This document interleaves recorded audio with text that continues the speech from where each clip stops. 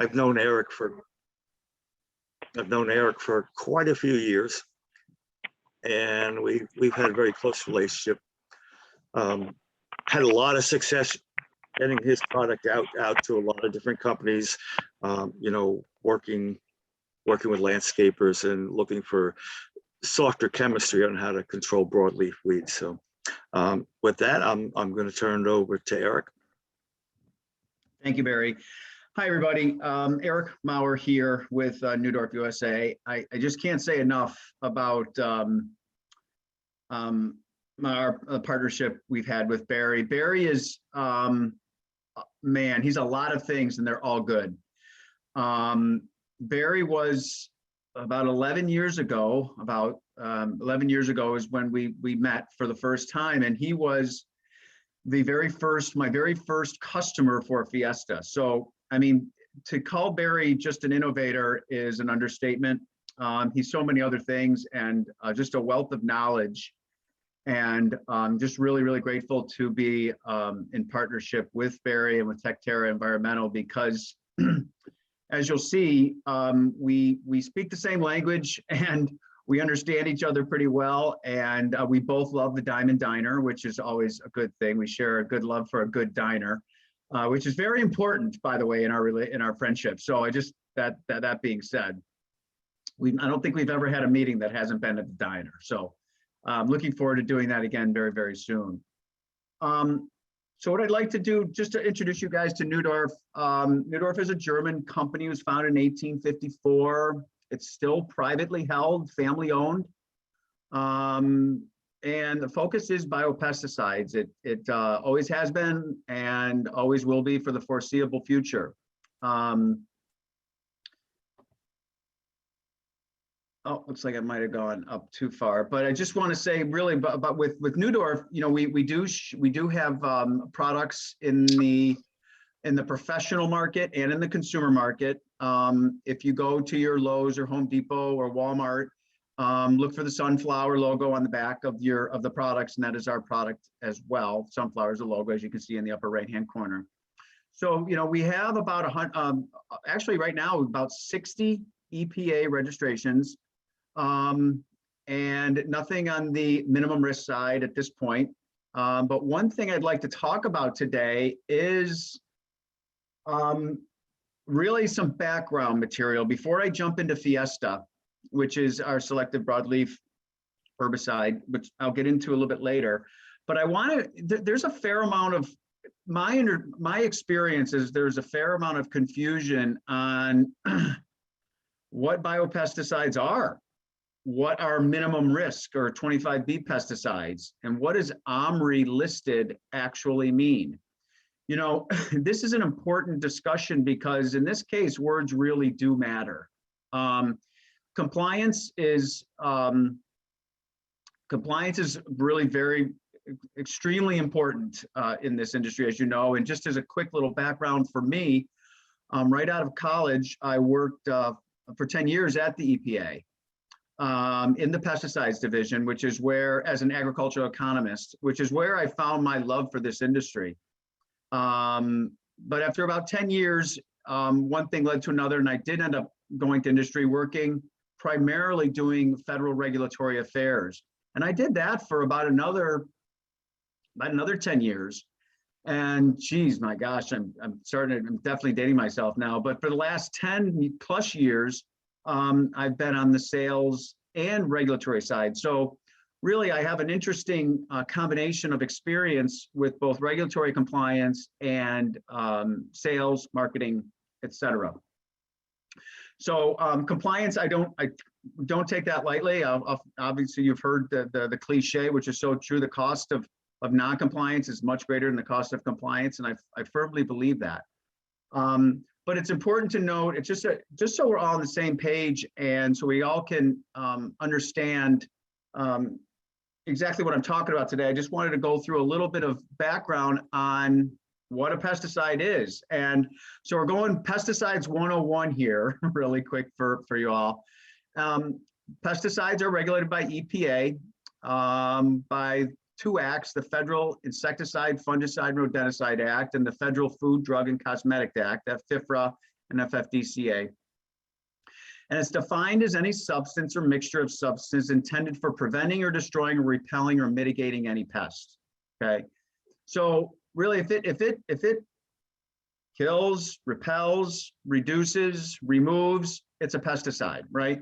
Pesticide can have a negative connotation. I understand that, but I think if we define it, organic or not, or minimum risk or not, these are still pesticides. They're meant to remove something that's not wanted in a particular area.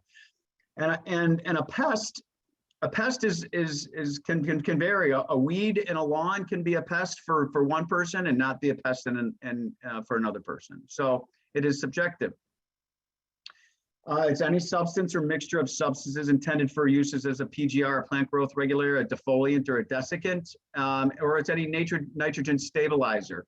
There's products out there right now that keeps nitrogen, makes it more usable over a longer period of time, which is really, these types of products are becoming more and more popular now with the price of fertilizer these days. So those are basic definitions of a pesticide. So let's talk a little bit about biopesticides. Now, one of the things I did back in the back at EPA was like, as I said, was pesticide registration. And there's a couple ways to go about getting a pesticide registered in the US. There's the traditional route, which goes through the registration division of EPA, and then there's a biopesticide division. Now, these biopesticides have to meet certain criteria, okay? And part of that is they have to be derived from natural materials, plants, animals, bacteria, and or certain minerals. That's one of the primary criteria. And you can see there is, 6 years ago, this is the latest data I could find from EPA, there's 300 registered active ingredients with over 1,400 products. So, there could, an active ingredient could have multiple products. So as I noted, there's certain requirements that a biopesticide has to go through to be able to call itself a biopesticide. Right. And there's also certain regulatory benefits of being able to call it a biopesticide. You usually get a faster registration time frame, and it costs a little bit less from a registration fee standpoint. This does not necessarily mean that there's less data required to support the registration of a particular product or biopesticide. So these three criteria are really what has to be met for it to get that ability to be able to call it a biopesticide. It's got to be a naturally occurring substance, non-toxic mode of action to the target pest, non-toxic mode of action, and have a history demonstrating minimal toxicity and exposure to humans in the environment. So just because it's called a biopesticide doesn't mean that it is going to have less data requirements associated for the EPA to say it is that it will cause minimal that it will only affect the target pest and have minimal toxicity to humans and the environment. Okay, there is the value of this EPA registration is important in my opinion, and coming from that with my background. There is that these data are made public. So anybody, for all intents and purposes, can go into the EPA and request these data. Much of it is online if it's recent. So they can see the studies and the data that are required to support the registration of these products. And it's important to note that the label is the law, right? I mean, it is by law, we all have to follow the label. It's an important note there. So we have three primary types of biopesticides. We have biochemical pesticides, which are naturally occurring substances. Think of plant oils or even iron in this case, iron chelate, chelated iron, which we're going to talk about in a little bit as the active ingredient in FIESTA. Microbial pesticides, which you guys are very, very familiar with, BT products and PIPs, plant incorporated protectants with protectants. That's a toughie. Which are your GMO products. So there's been, biopesticides over time. I mean, they've been around a long, long time, right? And they've gotten a they've gotten kind of a bad name, and there's some legitimacy to that bad name, I'll admit, from back in the day when necessarily maybe these products weren't as efficacious, okay? But this is years and years and years ago where that was the case. So that's clearly one of the top reasons why somebody might not use a biopesticide. They don't work. I mean, nobody wants to spend money on a product that doesn't work. And in a lot of cases, they're too expensive. I mean, there's a limit where we're willing to use a softer chemistry product, but it just costs too much in the end. And a lot of people, they're just lack of awareness. They don't understand they exist. And also there's just a lack of information, education out there that what these products do, how to use them correctly. But this is all changing, right? And how is this changing? Well, they do work. I think we can all agree right now that, man, I mean, I really do believe, and Barry is way ahead of the curve, but I still think we are still ahead of the curve on the demand side for biopesticides. People are, whether it's through legislative restrictions, whether it's an increased awareness based on what's going on from a litigation standpoint, from these suits that are ongoing for certain products, whether it's soccer moms, quote unquote soccer moms, getting together, whether it's organizations like non-toxic communities, which are doing a fantastic job generating awareness. These are all legitimate reasons why people are starting to, why I still think we're ahead of that demand curve for biopesticides.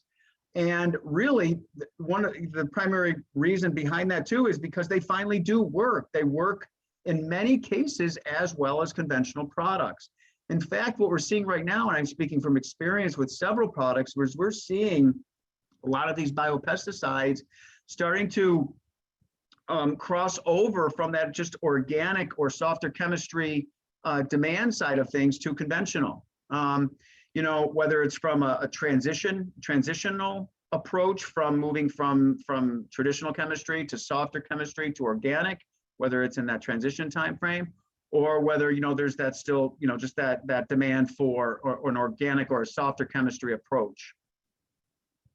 And clearly there, in many cases, including California, it's interesting, California is the only regulatory body in the country that requires efficacy data for registration. The EPA does not require efficacy data for any product, for that matter, for registration, which is interesting. But that being said, we still need, end users still need something to hang their hat on from an efficacy standpoint. So, research from third parties, universities, they're commonplace now. And I'm going to get into that a little bit later on. Cost is increasingly less of a factor, and that's certainly a function of the demand side of things, right? I mean, as increased demand occurs, we're going to see the price come down because there's more volume. There's more time to spread those costs out based on anticipated forecasts and volume. Regulatory costs, as I noted earlier, are typically less than conventional pesticide counterparts when you're looking at EPA registered products. And these decreased costs of entering the market are passed on to the end user. And this is my experience. So we talked a little bit about this already, but awareness and demand is increasing. I mean, you'd have to really got to live in a cave right now if you haven't seen the demand for this increasing. We talked about legislative restrictions.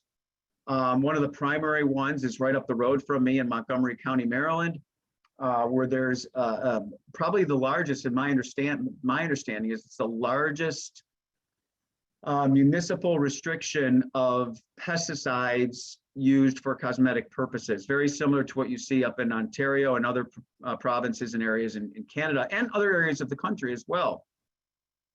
But as we move to this is still a niche market. This is still a niche market. I understand that it's still a niche market, and no pun intended, it is organic growth. It is word of mouth. It is seeing the fact that, what is my neighbor doing? And it's working, right? I mean, these are really key factors in behind seeing the demand increasing. But managing expectations is so important because I'll just give you an example.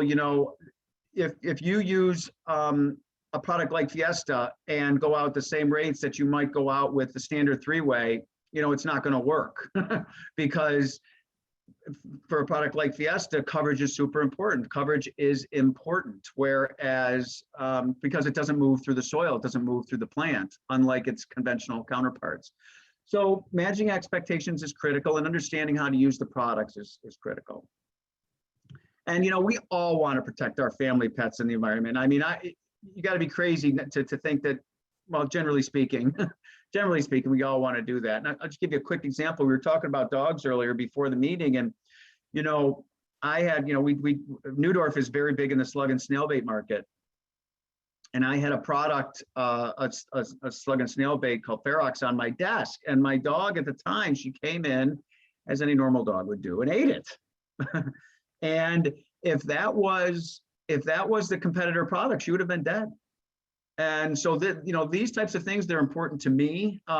It's one of the reasons I love working for a company like Newdorf, because we practice what we preach, and Newdorf does too. I mean, well, I won't get into it, but too much. But I will say they have they run on completely renewable energy in the town in Germany that they work on, all water, hydroelectric power. They run their whole plant on it. I mean, we all kind of try to walk the walk. So why should we use them, right? I mean, it's kind of apparent, but just to have a slide on this, just to make sure we're on the same page, is that, biopesticides are inherently less toxic than conventional pesticides. And this is a fact. They are less toxic. I mean, you see this in caution signal words. You see this in higher LD50s. You see this, just generally speaking, you see this in lower PPE requirements on the label. So these are all components of a lower, less toxic product. So biopesticides only affect the target pests and closely related organisms. If we want to use FIESTA as an example, it kills the weeds, not the turf, right? Or if with an insecticide, it often will just kill aphids, for example, at a certain life stage, right? So this gets into a little bit that of the education side of biopesticides, and let's be honest, it's a bit harder of a sell. It takes more time, but that's part of the fun about this job is educating as many people as possible. That's why I'm so grateful for this type of webinar and this webinar series that I'm able to reach more people. And really, that's probably half my job. It really is generating end user demand, and that is through education and awareness.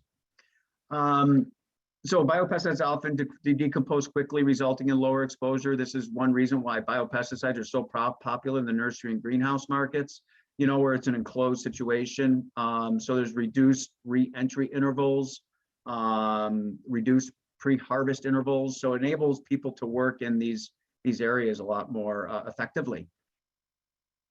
Excuse me. So here we go. Biopesticide demand is real. And this is July 2011. Again, some of these data are hard to come by unless you pay for it. But you're looking at 19% of pesticide sales, 20% of fungicide sales, almost half of insecticide sales, and less than 5% of herbicide sales. That's pretty interesting, though. I think that's an interesting comment on herbicides. And that's because, herbicides probably the primary volume side of this whole thing, then insecticides, then fungicides, I would say.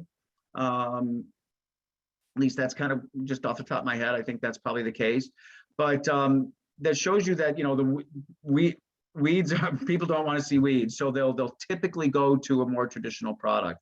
But again, that's kind of an education and awareness issue, I think, as well. You're looking at about a $2 billion global market. USA is the largest market, but you also see and this is probably more relevant several years ago, but you saw these bigger companies buying up these smaller biopesticide companies. You know, we talk about niche markets. Well, it was these smaller companies, these smaller biopesticides, sometimes these techie type companies that were really innovators. They were the true innovators. And then once these bigger companies found that there's, oh my gosh, there's some legitimacy to some of these biopesticides, we probably should get on board. Now, again, that's probably a comment that's a bit old at this point, but still needs to be said that the bigger companies are getting into it as well. Okay, minimum risk, or 25B. Many of you are familiar with this. It's a very important component of this market, especially in the Northeast, especially in schools, where only 25B products are allowed to be used. So 25B is a section of FIFRA where US EPA exempts certain products from federal regulation.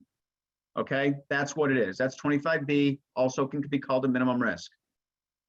Some just 25B, 25B exempt, but many states, most states still require registration, and they don't have the same requirements in many cases. They don't have the same requirements, period. And that's one benefit of having an EPA registration. I'll say this, because there's a standard that that every state has to follow, okay? You know, many states still require individual state registrations with an EPA registration, but even without a federal registration, many states, at least 40 at this point that I was able to come up with, still require registration with various requirements. New Jersey does. New York does not. I think New York is the only state in the Northeast that does not, off the top of my head. So minimum risk pesticide requirements. Now these, just because EPA doesn't register them, they still have certain label requirements, okay?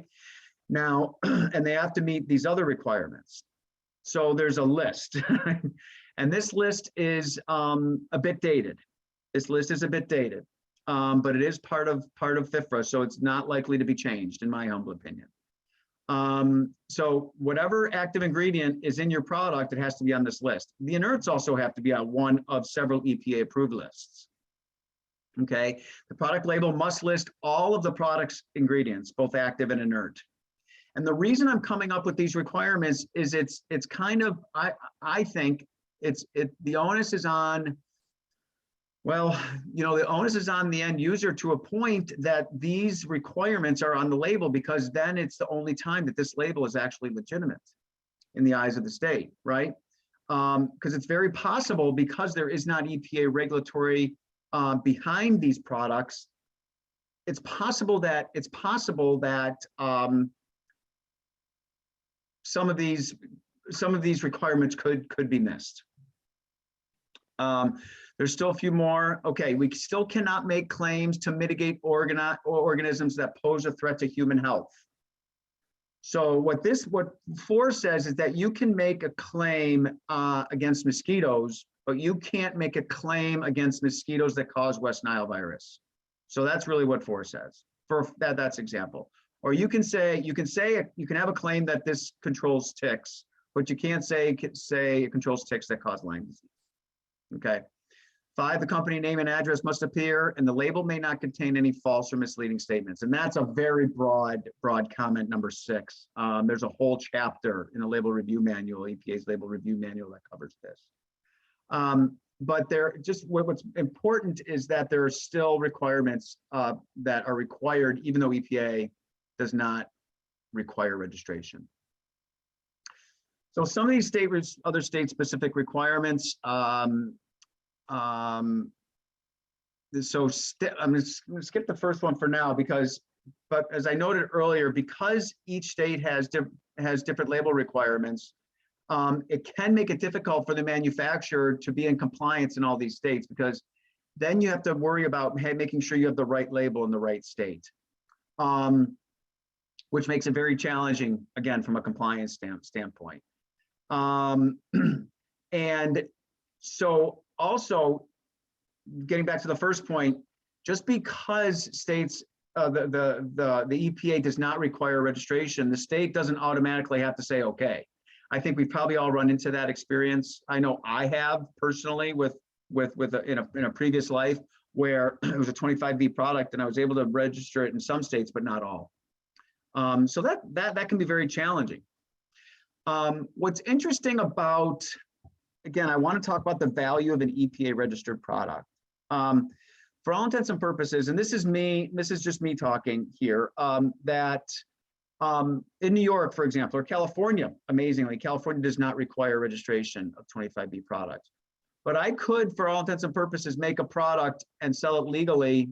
I can make a product tonight and sell it legally in New York next week. It's pretty crazy.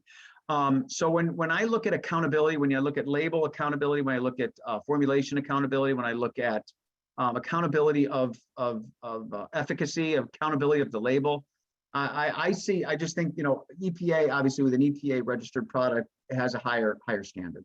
I think that's fair to say.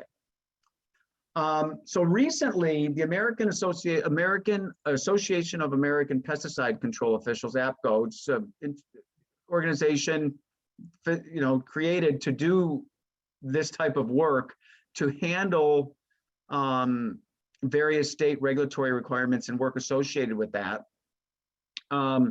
They've come up with a work group to kind of handle some of this because there has to be some sort of, well, there doesn't have to be, but there should be some sort of a commonality among the state-specific requirements. This has actually been an ongoing issue with fertilizers as well, because they're not EPA registered, because EPA doesn't regulate them, all the individual states do, and that's a bit of a quagmire as well. So they're trying to keep that from happening with the 25B products. Gosh, I hope that helps. So we're going to talk a little bit about OMRI listed, okay? So what is OMRI? What does it stand for? It's an acronym for the Organic Materials Review Institute, okay? OMRI is just one of several third-party certifier of agricultural inputs. Now, if any times I said words matter, this is definitely where words matter. So we're talking about agricultural inputs, okay? So other certifiers out there, California has one, Washington State has one. And these third-party certifiers utilize criteria developed under the USDA's National Organic Program, okay, NOP, okay? So what is NOP? So NOP is a federal regulatory program. So we're talking about standards for organically produced agricultural products sold in the US, okay? This does not include certification for inputs for non-agricultural commodities, such as turf, just as an example, or pest control for that matter. Okay, so what does OMRI listed mean? Now, this is OMRI listed, not OMRI certified, okay, or organic certified. Organic certified, OMRI listed. So agricultural products can be certified organic. You guys have all seen this in the grocery store, right? Everybody's familiar with this. So agricultural products can be certified organic under USDA's National Organic Program. Most input products, so fertilizers, pesticides, are ineligible for organic certification, okay? But what OMRI does is come in and they list these inputs into these, they list these pesticides, fertilizers, etc., used by farmers as inputs into these organic commodities, agricultural commodities. Okay, I know it's a lot to wrap our heads around. I know I had to go through this a few times, obviously, to wrap my head around it.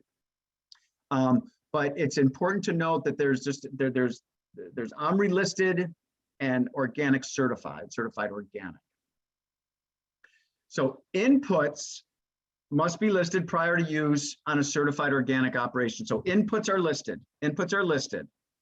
And OMRI reviews all these input products to verify that they meet the organic standards. But again, this is for organic farms or organic processing. And these are agricultural commodities. There is no standard for non-agricultural commodities. For OMRI listed products, and or certified organic non-agricultural commodities. Okay. So it's kind of taken on a life of its own because of kind of this quagmire that we're just kind of going through.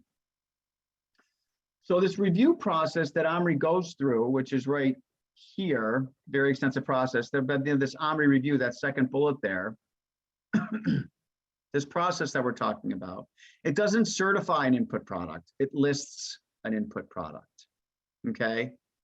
And this helps, remember Underwriters Laboratory, UL listed, it kind of was a standard that people could utilize that it met certain criteria, that it went through a review process, very much like the OMRI listing process. You know, it was on your irons and your curling irons, and it was on appliances and things like that. But this helps mostly end users and home gardeners feel comfortable that they're meeting certain standards under USDA requirements. Now, it's important to note is that not all biopesticides are OMRI listed. These are completely separate processes. These are two completely separate review processes. Same thing with EPA, right? An OMRI, you can have, so this is kind of crazy, but work with me here. You can have an OMRI listed 25B product that isn't EPA registered, right? So that just confirms that these are two completely separate two separate processes.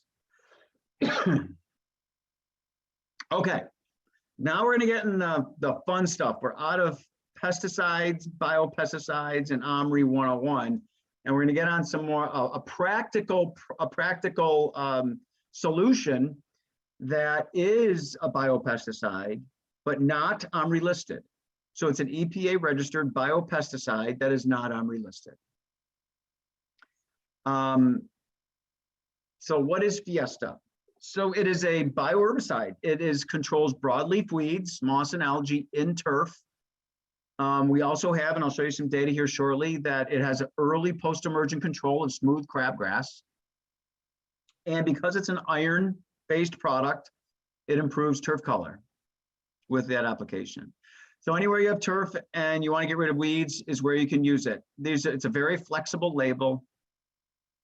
Some of the highlights here are playgrounds, sports fields, universities, and schools and parks. Anywhere you have people outside playing is a great application, great market, great use pattern for FIESTA. So mode of action, it's ODing on iron. It's ODing on a good thing. It's literally overdosing. The chelating agent enables the iron to be more effectively absorbed by the plant. And so not only does it help with absorption, but it also helps with selectivity just by the nature of the plant. Because broadleaf weeds absorb iron more readily, just the nature of monocot versus dicot, also the nature of, the physical nature of a broadleaf weed versus a blade of grass. And what it does, it takes up so much iron so quickly, it causes cell necrosis and ultimately leads to plant cell death.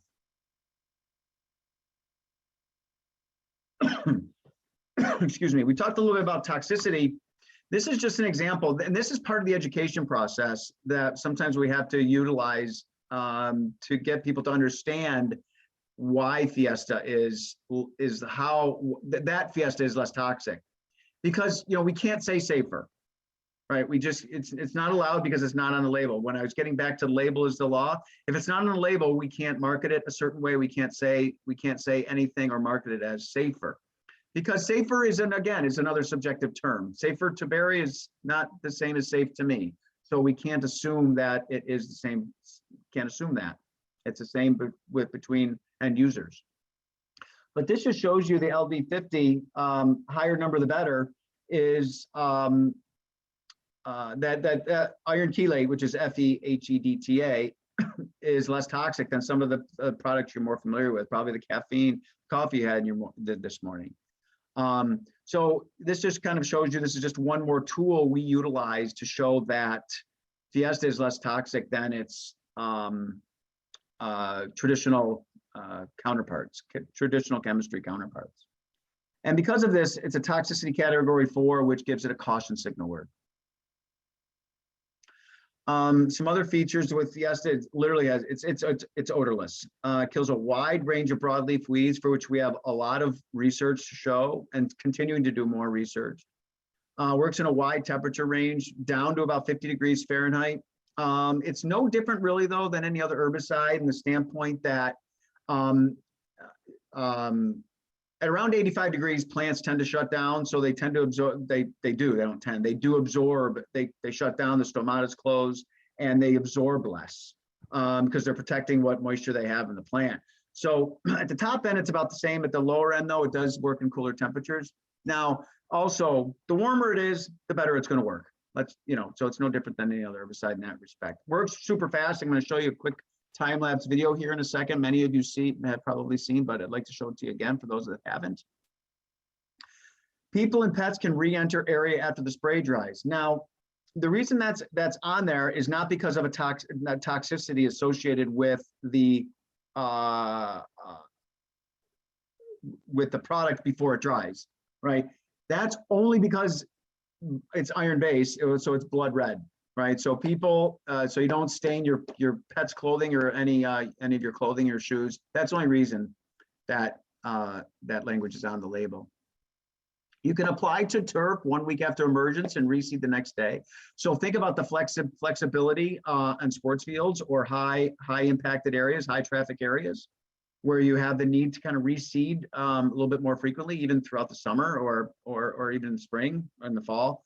In the fall, especially, what's nice about these two particular benefits is that it's not going to affect your fall program. Your fall program from a standpoint of overseeding and aeration and fertility in the fall.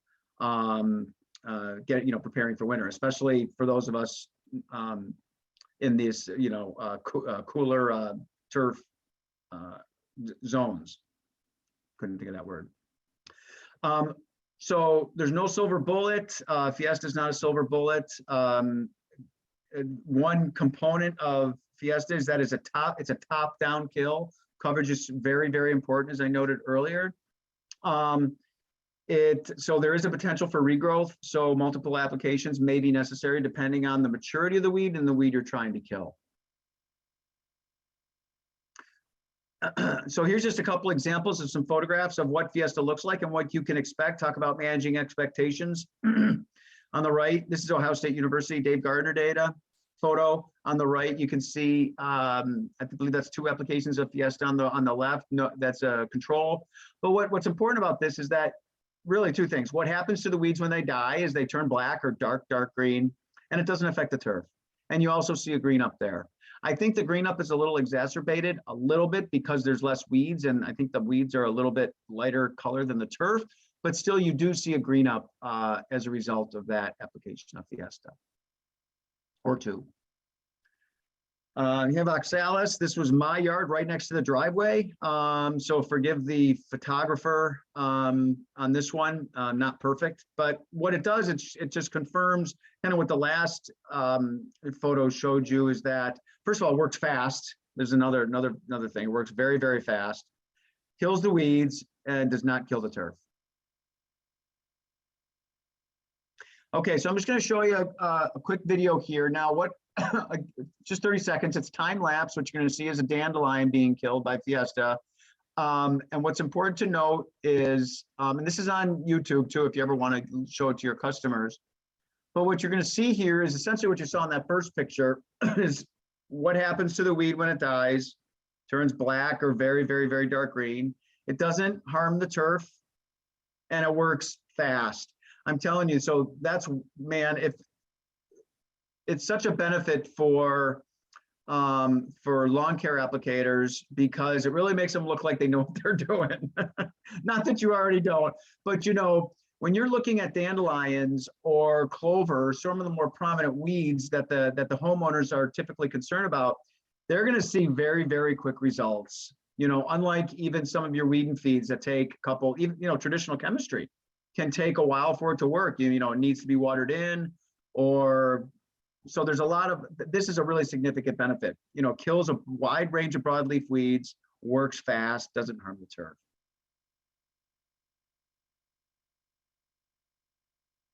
It's pretty good. It's a great product.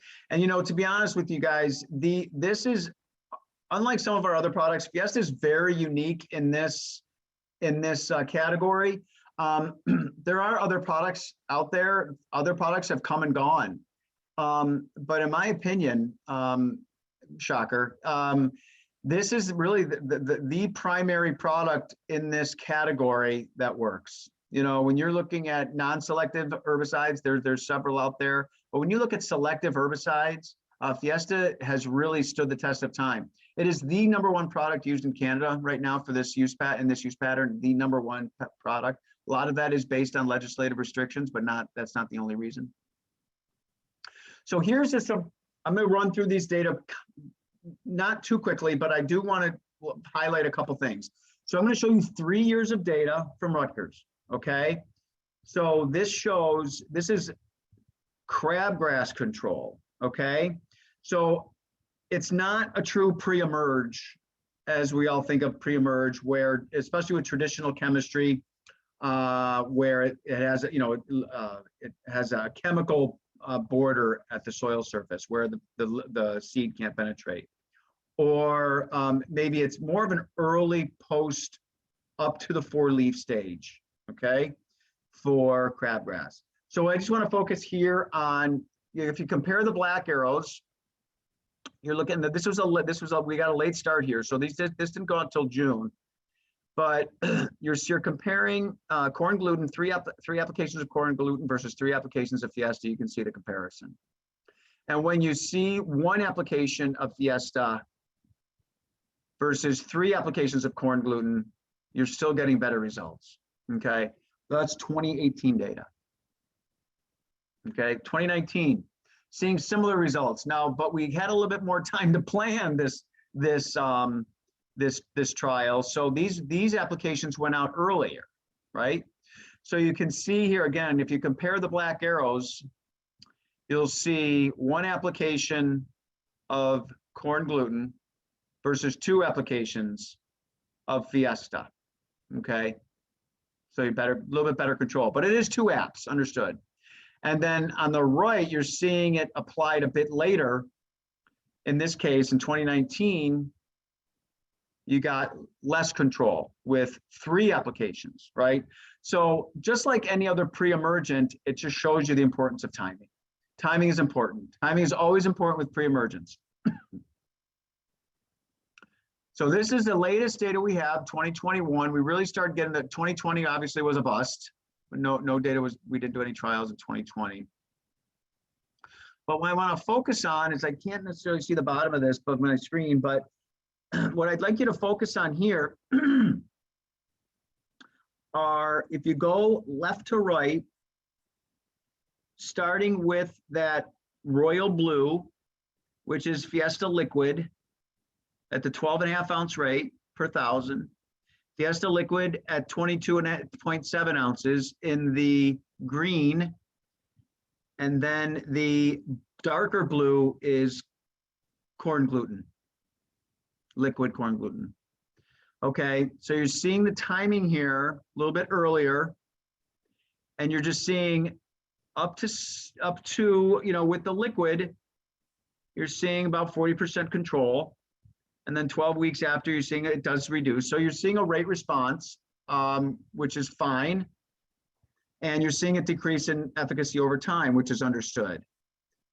Couple things I just want to pull off of this is, first of all, you're seeing the Fiesta, you guys are seeing Fiesta granular data for the first time anywhere as a group. We're coming out with a dry Fiesta that's pending an EPA that'll be available next year. But you're seeing really good results with the Fiesta granular as well. But what I want to show here is, you just got to keep in the back of your mind, there's 3 benefits with a single application of FIESTA, getting post-emergent broadleaf weed control, you're getting early post crabgrass control, and you're getting green up in the lawn. Okay, so every application, you're getting those 3 benefits. So you're seeing white clover here. You're seeing post-emergent broadleaf weed control is as good as conventional products, whether it's the Weed Out Ultra, which is a standard 3-way. It's a Canadian product, but it's a standard 3-way, and then Scott's Weed and Feed. So you're seeing comparable efficacy with those 2 products. And you're also seeing good efficacy with the granular product as well. So, but that's another time. But again, you're seeing, keeping in mind, and then this confirms the broadleaf weed control benefit of FIESTA, right? And clearly you saw from the photograph earlier, you're going to get green up. Now, one thing about the green up is I get a lot of questions on kind of a checkerboard. What happens when you spot treat FIESTA? Do you get a checkerboard look in the lawn? And the answer to that is it depends. First of all, it will depend on the fertility program already going on that property. If you have a good fertility, you're probably going to already have decent color in the turf already, so you're going to see less of a variance once you apply it. But if that's not the case, you will get a green up, kind of some, like if you think about it as a pet green up from a pet going to the bathroom on the turf on the lawn. And it's similar to that, and that will go away in a week or the first mowing, generally speaking. So plants use iron, they need iron, but they use it very quickly and very efficiently, very effectively. So just generally speaking, I know it's a lot of data, and we can, oh my gosh, if you want to go over that, one-on-one, I'd be more than happy to do that, because there is a lot to be taken away from those slides and the reports that are associated with them. So it works a lot better in core gluten based on that data, based on those data. Better efficacy on smooth crabgrass, early post and pre-emerge, true pre-emerge, traditional pre-emerge, by definition pre-emerge, up to the 4-leaf stage. And timing is important. That's not uncommon with any pre-emergent products. And there is a rate response. So the more you use, the better. But it's not necessarily, that will depend a lot on the weed pressure in the turf. They'll depend a lot on what you're trying to kill, whether it's, from a broadleaf weed standpoint. But mostly it's weed pressure and timing where the rate response is most important or most apparent. 2 applications are better than 1. Again, that's not uncommon with pre-emergent products.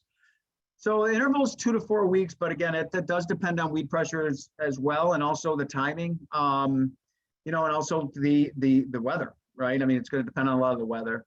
But crabgrass control is another great claim. I'm going to say it once, I'll probably say it again. The three benefits you get from one application of FIESTA. Another question I get an awful lot is, can I add a surfactant to FIESTA? And the answer is absolutely. We don't make any recommendations, specific recommendations on what to add, but this is a general trial that we ran internally to show the value of adding a surfactant on more difficult to control weeds. In this example, you're going to get about a 10% additional bump in efficacy when adding a surfactant. Preservative A here is a non-silicone or a silicone surfactant, and preservative B is a, oh geez, I just had it in my head and it's gone. But any high quality non-ionic surfactant or silicone surfactant will meet these criteria. And I know Barry probably has some other examples that he utilizes as well that are just that work just as fine. This just happens to be the 2 that we tested. Now I will say, generally speaking, one of the primary things to be careful of when adding a surfactant is to not add too much, because you could reduce the selectivity of FIESTA. right? If it's going to have more efficacy on the broadleaf weed, you just got to make sure you don't add too much of a surfactant so it has efficacy on the turf, because that would be a bad thing. Generally speaking, I literally don't know of in 11 years I've sold Fiesta where we've had an issue with turf phyto. If that's not based on applicator error, I should say, because that's usually when that's the case. So let's just talk a little about what the application options are. How do we apply it? Okay. So whether you're doing a targeted application, I like to use targeted as a word than spot treatment, just because it makes more sense to me, rather than, you know, spot treating a particular weed. There's usually an area of weeds that's probably based on soil health or proximity to the sidewalk or the driveway, where you might have a weedier area. But anyway, always you're gonna dilute 5 ounces per gallon. 5 ounces per gallon. Spray to point of runoff. Okay. Coverage is important. On a broadcast application, we want to still dilute that same 5 ounces per gallon and spray that at 2.5 gallons to 5 gallons per thousand. Yeah, it's a lot. Again, this is education and making sure that people are applying it correctly. Okay. So if you at that 12.5 ounce rate or at that 2.5 gallons per thousand rate, same difference, a gallon will cover 10,000 square feet. Okay. So depending on, and today it's going to be even less because Barry is offering $25 off a case of Fiesta if you're here today. Whatever that gallon is going to cost you is how much it's going to cover 10,000 square feet. So that gives you can give you a quick back of the envelope idea of how much it's going to cost you to, or how much you're going to charge your customers to use Fiesta. Now, and Fiesta can easily be used. Fiesta is such a great product to use in a transitional program. You know, if folks don't want to necessarily or can't go or just are unwilling or whatever reason, you can say, well, let me at least use a softer chemistry option to kill your broadleaf weeds and we can go from there, right? I mean, or do you want to use an organic a pre-emerge? I know Barry sells a great granular pre-emerge. Or if you want to use some organic fertility. You know, there are options, but Fiesta is that option for broadleaf weeds and for crabgrass in maybe even a transitional program as you're getting folks to make that move to a softer chemistry program for their lawn care. So this is just kind of an application suggestion based on some of the data we have, based on what kind of other LCOs I've seen around the country do. Broadcast is going to be better, right? Because you're going to get all the weeds you can see and all the weeds you can't see. Plus, you're going to get nice green up across the board. Okay, so round one around April 1st with a targeted application for broadleaf weeds. So this is just going out a little bit early just to get the weeds that are starting out early. Excuse me. Round two, you know, do a blanket application. This is where you're going to get your post broadleaf and early post crabgrass about a month later at that 12.5 ounce rate. Now, you can do when I've talked to some of these customers, what they're doing is they're doing a heavier dose in areas more prone to crabgrass. You know, when you're looking at the edges, the perimeter next to the curb or next to the sidewalk where the temperature is typically hotter. Target application as needed in the summertime. It's not going to be likely if you already have a decent turfgrass stand in the first place, because let's be honest, in the end, this is the goal, right, is to have a dense turfgrass stand to outcompete weeds. And then a fall application if necessary to reduce broadleaf weed pressure and ensure fewer weeds in the spring. I mean, this is common practice in several areas of the country. A lot of folks do this, a lot of folks don't. But that's okay too. But what it's going to do is whatever weeds that you're going to kill in the fall or just weaken in the fall are going to be more prone to an herbicide application in the spring, even if they do come up. So won't affect the AND law in New Jersey. I know that certainly with traditional, that's when we're comparing it to traditional liquid corn gluten. One less trip across the lawn, it's cost effective. And then the green up benefit, I told you I'd say it again, and there it is. And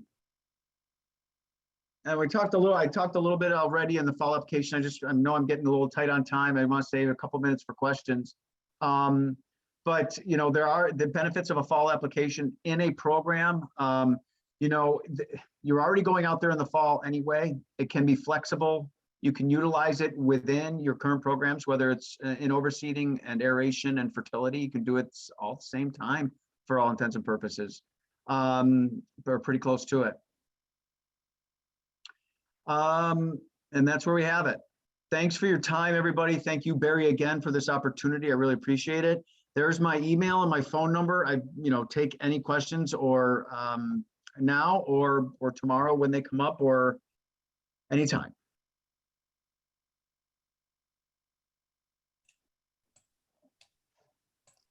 If anyone has any questions, you're welcome to unmute yourself and ask now. I don't see any inside the chat, so I'll leave it to the crowd to ask their own questions.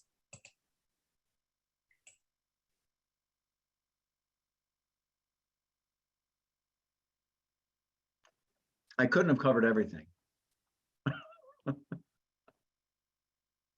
Everyone could just be potentially stunned with how well you covered the topic, Eric. I know personally I am, and grateful that you took the time to explain all the benefits of FIESTA. Thank you. Where can people find FIESTA, Barry? Well, you might want to go to our website. Go to our website.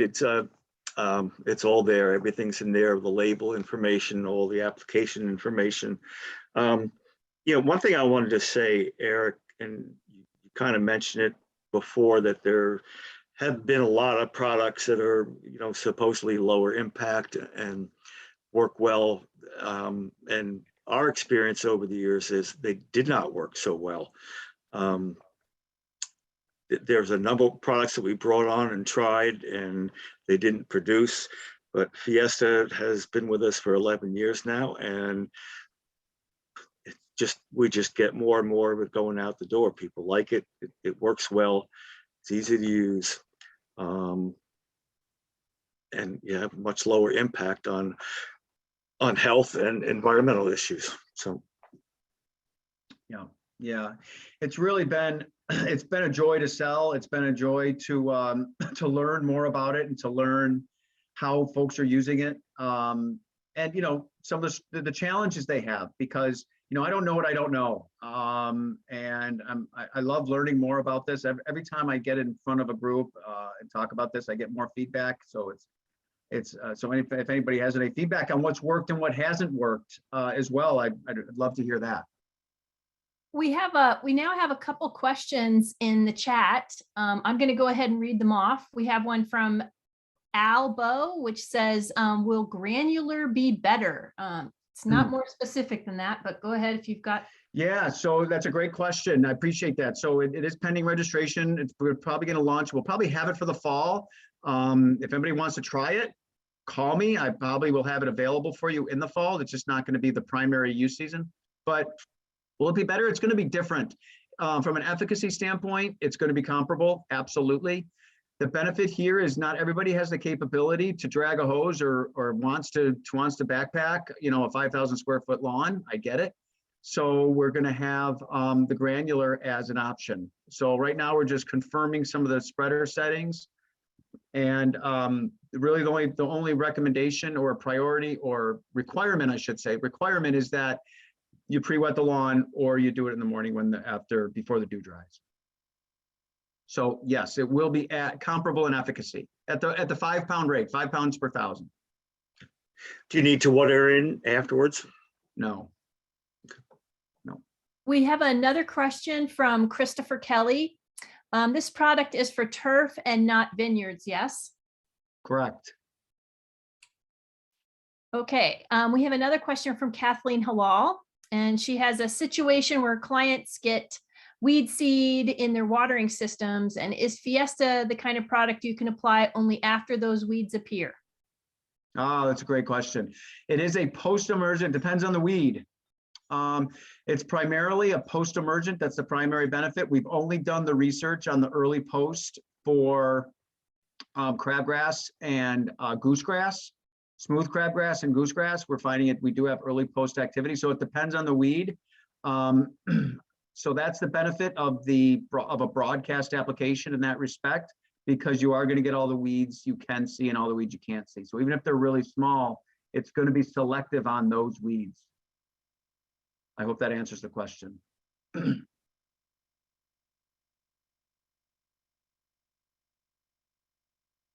Any other questions? You're welcome to type them in the chat or to unmute yourself and ask for yourself. If that didn't cover the answers to your questions, please by all means unmute yourself and ask away.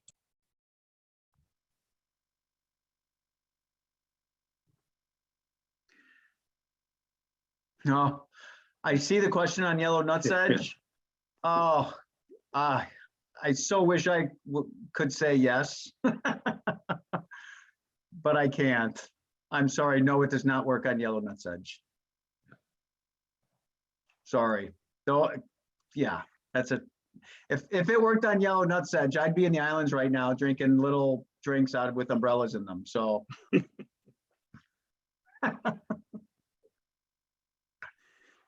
Great question, though. Okay. So again, I'll remind everybody, it is up on our website. And again, our purpose for doing this is to help you be more successful in your business, and using safer products would have not only safe for you, but better for the environment. I mean, this world has been contaminated enough. We don't need to do that when we're growing natural plants. We should do it as naturally as possible. Amen. So you will be getting a survey. We're going to ask you what you liked and disliked about tonight's webinar, and also your contact information, so we can give you the code for the discount on Fiesta, and you'll also get a free book on greening of America to save the world. Very cool. That's a great benefit, Barry. Thank you for that. Thank you for your presentation. Barry, you've made it like Christmas every day. I know, really. Barry, are there, what you want to maybe introduce your next week's guest speaker, or what you've got coming up, if there's any other events coming up? Yeah, we geez, I don't have the schedule in front of me, but I think next week might be John Raffini, who's going to talk about irrigation, proper irrigation for turf grass.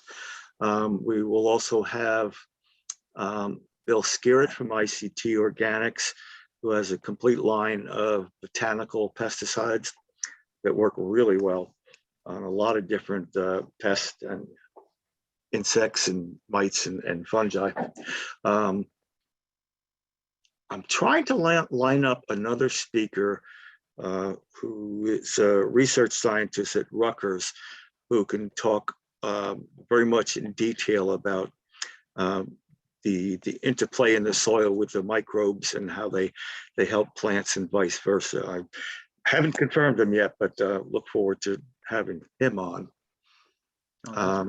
Yeah. In New Jersey, we just finished doing a couple of trade shows. A couple weeks ago was with the New Jersey Nursery and Landscape Association.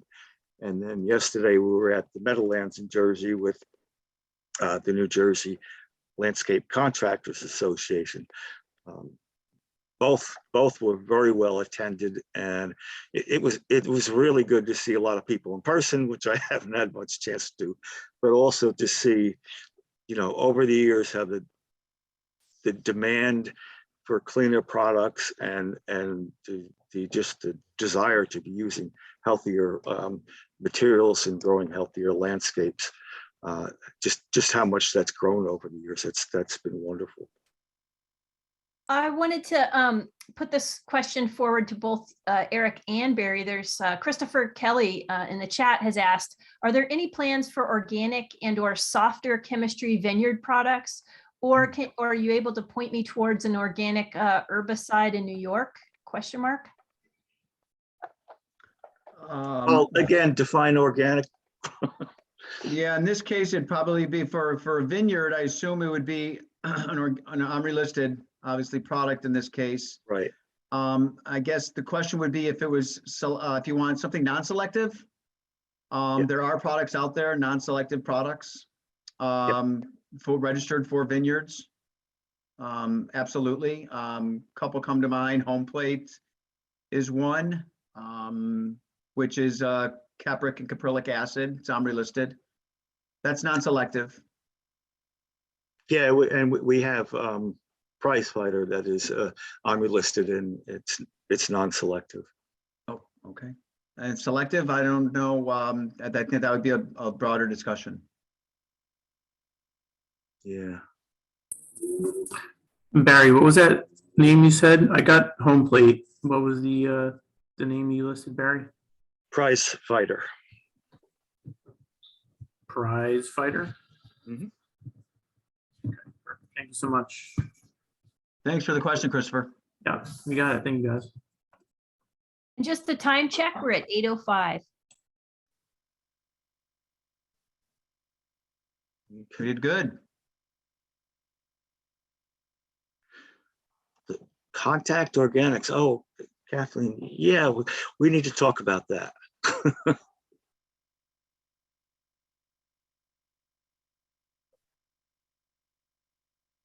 I don't know if that's up on anybody else's screen, but No, that's you.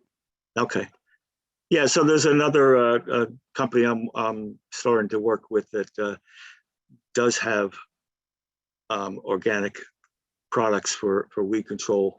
They've been testing some of them out in Vinland and Australia, and she said she'll send me the results. Oh, cool. Oh, not OMRI listed though.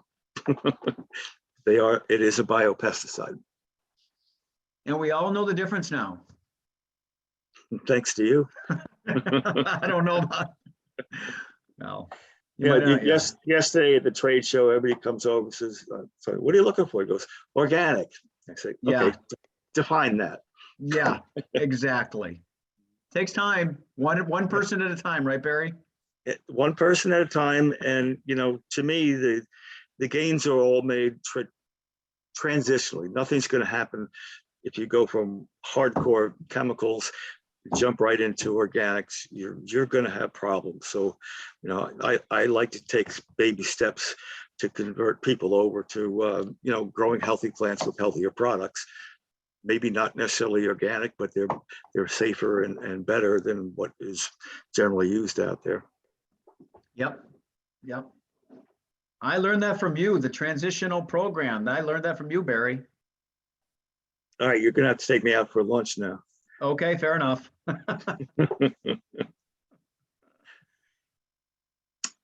Okay, well, again, Eric, thank you very much. Diana, thank you very much for doing all the technical stuff and asking the right questions. And thank everyone else for attending it. We'll be sending emails out again for you to fill out the survey and with the schedule for the rest of the speakers we have lined up. So again, thank you very much. Visit our website. We'll answer any questions you have. Thank you, everybody. Thank you, Barry. Thank you, everybody, for being here tonight.